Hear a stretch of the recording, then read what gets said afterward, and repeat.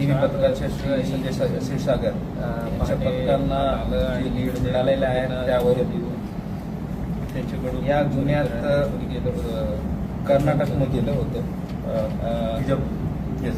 बिजापूरमधून हे जे बाहेरून दरवाजाच्या क्रिमिनल कड्या शूटर आहे त्यांना एका फ्लॅट ताब्यात घेतलेला आहे आणि दुसऱ्या मजल्यावरील एक फ्लॅटमध्ये सदर घराचे दरवाजा जबरदस्तीने तोडून घरात घुसून तर ते आरोपी दरोड्यामध्ये 7 वर्ष त्याबद्दल आता 3 महिन्या पहिले सुटलेला आहे. पाटील हेही आम्हाला माहिती मिळालेलं आहे.